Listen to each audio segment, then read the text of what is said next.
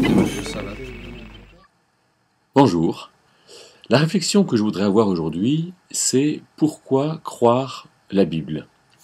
La Bible, voilà, une Bible, c'est un livre, c'est un livre parmi d'autres, et on pourrait se dire, mais comment mettre notre confiance dans un livre plus qu'un autre? Pourquoi la Bible et pas le Coran, la Bhagavad Gita, le livre de Mormon, etc.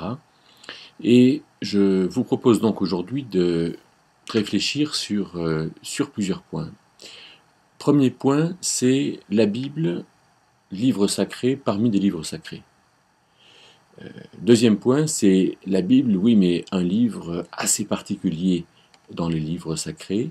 Et troisième point, ce point particulier, qui est le point de l'expiation, porte la marque de la vérité. Et donc, voilà pourquoi personnellement je choisis la Bible comme parole de Dieu. Alors venons au premier point. Premier point, donc ces livres sacrés qui jalonnent l'histoire et puis le monde aujourd'hui. Je crois que ce qui est important, c'est de se dire que dans tous ces livres sacrés, il y a une constante, c'est que l'homme n'est pas bien. Pourquoi est-ce qu'il n'est pas bien, l'homme? Eh bien, premièrement, parce que il s'inquiète un peu pour l'avenir. Où est-ce qu'il va aller? Qu'est-ce qu'il va faire? À quoi est-ce qu'il est appelé? Que va-t-il se passer quand il va rencontrer la divinité? Voilà une constante dans la Bhagavad Gita, qui est un livre des Upanishads, des livres hindouistes récoltés dans le deuxième millénaire avant Jésus-Christ.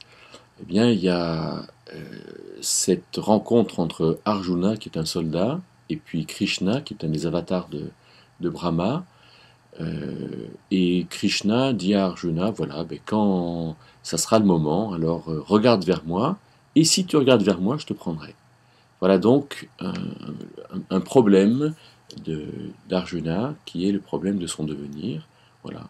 Pendant son temps de vie, il est serein, mais au passage du moment où il va quitter la scène terrestre pour aller vers l'au-delà, alors il ne sait pas bien. Le livre de Mormon, qui fait partie de la trilogie des Mormons, livre de Mormon, Doctrine et Alliance, la perle de Grand Prix. Le livre de Mormon raconte comment Jésus-Christ est revenu après l'ascension. Il est revenu aux États-Unis et il a finalement reconstruit une nouvelle religion qui a été révélée par l'ange Moroni sur des tablettes à Joseph Smith vers 1821. Eh bien, dans la problématique mormone, il y a la question du devenir, quelle sera la qualité de ceux qui vont, de notre devenir. Alors il y a les saints et les damnés, et parmi les saints, il y aura les saints terrestres, télestes et célestes. Alors voilà un autre livre qui nous parle de devenir particulier. Le Coran nous dit que, ben voilà, quand on va passer vers l'au-delà, il y aura une corde sur laquelle on passera, corde qui est un peu difficile à passer, et suivant les œuvres que nous aurons faites, alors nous irons plus ou moins facilement vers le paradis. Et donc ces livres parlent de la question de notre devenir et aussi des problèmes de maladie.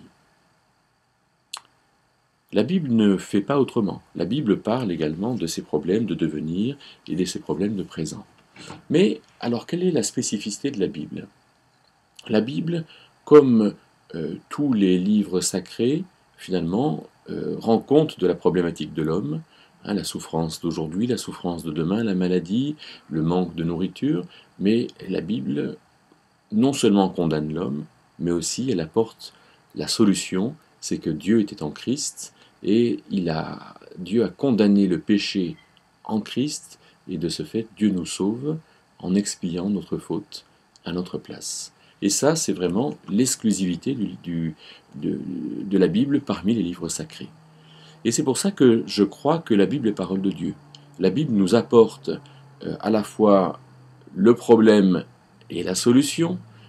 Elle décrit notre problème de manière extrêmement précise dans le peuple d'Israël, dans les individus, dans la vie de Jésus, avec toute la description des personnes que Jésus rencontre. Mais la Bible amène aussi la solution.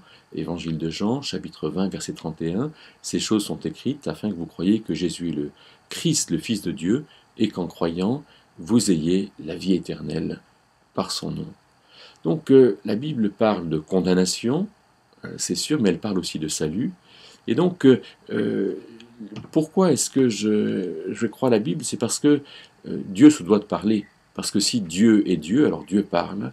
Et donc, je lis ce livre pour voir comment Dieu me sauve, comment Dieu me conduit, comment Dieu m'appelle à aller sur un chemin dans lequel non seulement il est Dieu, mais également il m'amène à vivre ce salut.